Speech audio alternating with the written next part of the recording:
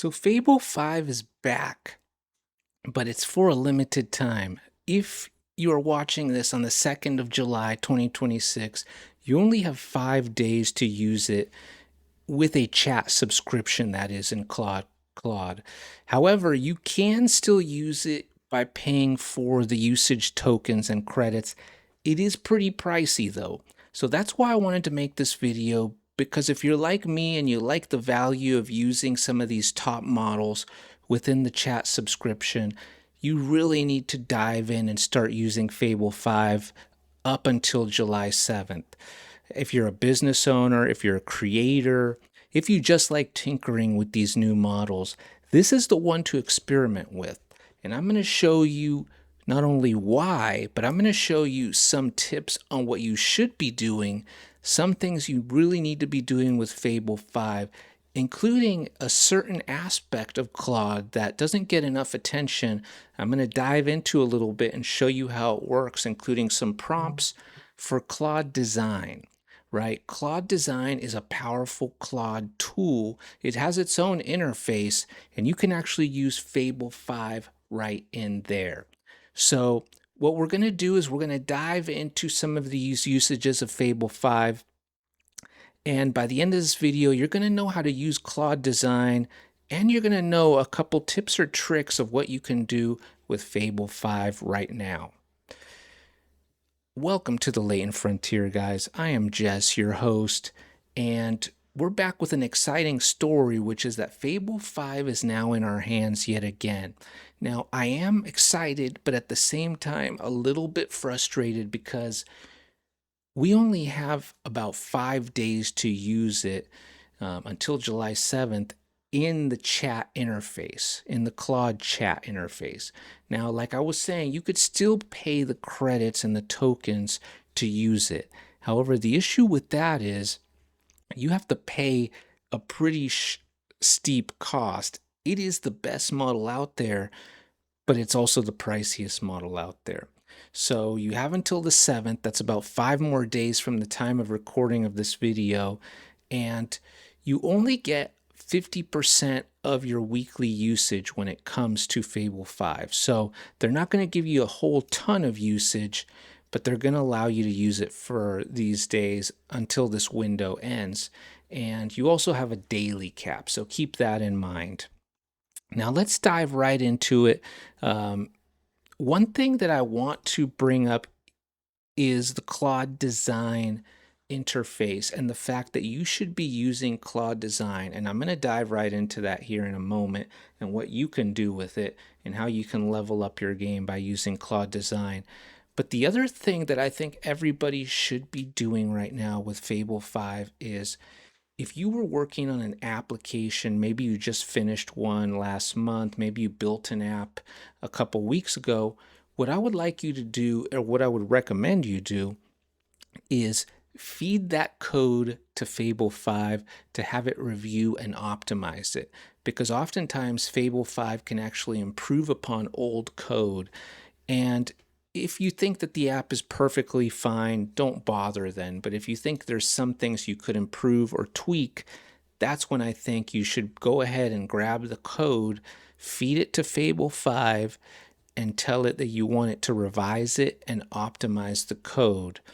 And that is going to surprise you at just what it's able to do, right? It is going to use a lot of reasoning to get through it. So you may have to do it a little bit today, a little bit tomorrow, because you'll run into daily caps, but you can get it done. And that's what I'm doing for my app. In fact, I have an application I was building using Codex and a little bit of Claude coding.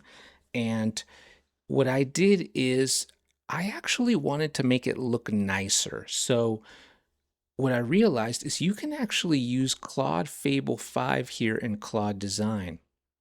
As you can see here, you can pick the model.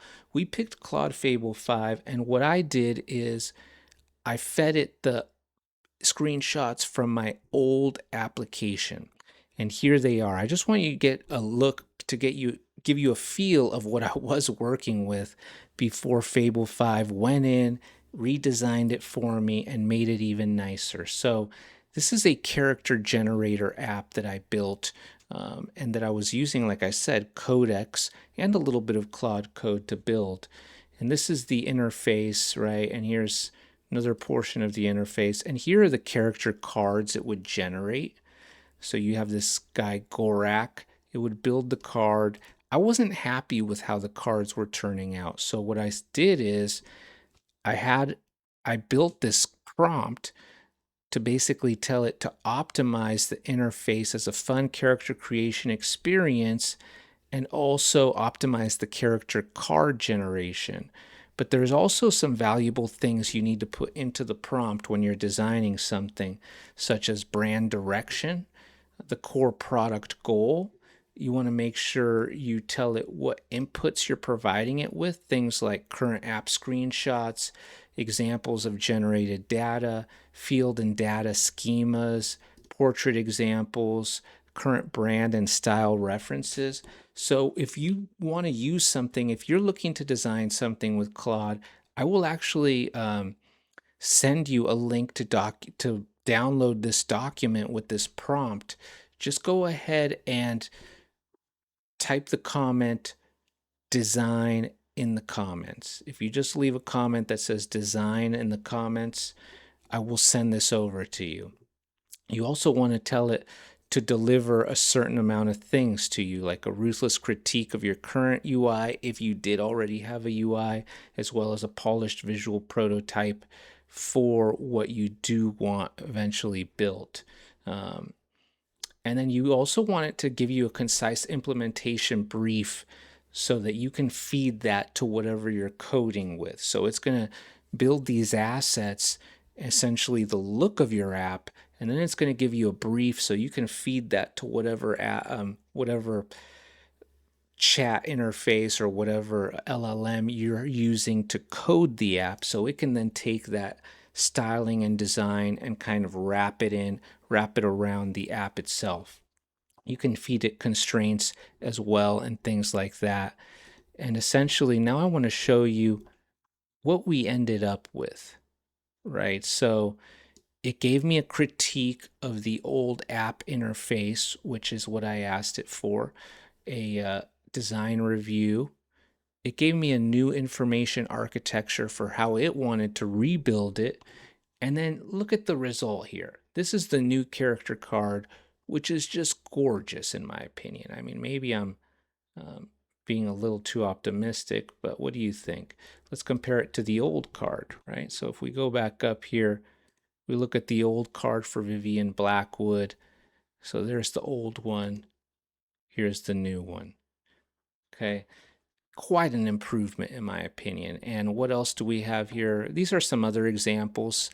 So the other interesting thing is it's not just going to give you one result. It'll give you a few different aesthetic directions you could take the app in, and then you can basically pick, and I'm picking this one. I like the style of this one best, though these are nice for their own reasons as well.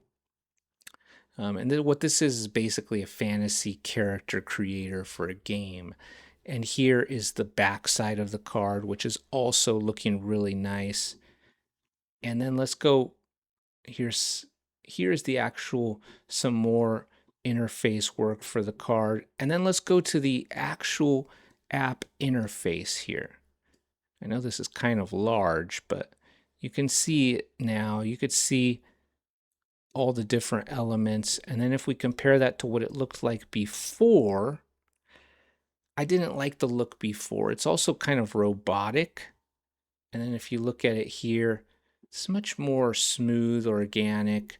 It looks much better. It's much more appealing to the eye. See if I could shrink it a little bit just so you can get a better overview of it. Yeah, there you go. So compare that to this. And I mean, yeah, it's a no-brainer. It's way better. And here's the other thing. I actually only use Claude Design on medium effort. I should have done high effort, but I just used medium effort because I was trying to conserve my usage tokens, and it did an amazing job. So this is it. This is what it looks like And essentially, all you need to do is come in here and tell it what you want it to design, right? If you're basically redesigning something, you could feed it a prompt similar to what I did. Um, but you don't have to. You could just start entirely from scratch. And a lot of people don't realize that you can use Claude Fable 5 right in Claude Design. But even if you're not using Claude Design, I recommend you go into Claude and start playing around using Claude Fable 5 today because it is the top model. If you really want to be on the latent frontier of these models, Fable 5 is the way to go, guys. I just wanted to record a quick video to show you guys a couple of tips that you could utilize. One, well, we'll say 3 tips. Use Claude Fable 5.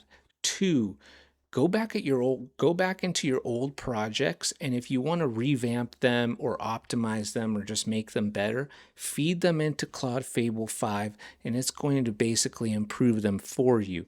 And 3, you can use Claude Fable 5 in Claude Design. So go ahead and go into Claude Design, design an amazing app, or you could design other things in here. You can design slides, documents, wireframes, animations, right? Other types of prototypes.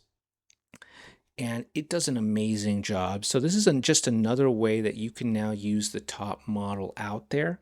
And this also, by the way, one important point is this does use up the same, this does pull from the same data usage as your Claude chat does. So, you are going to be running into daily caps or the weekly cap, but you might as well use it. If you've already got the subscription, what are you paying for? You might as well use up your usage by using the top model.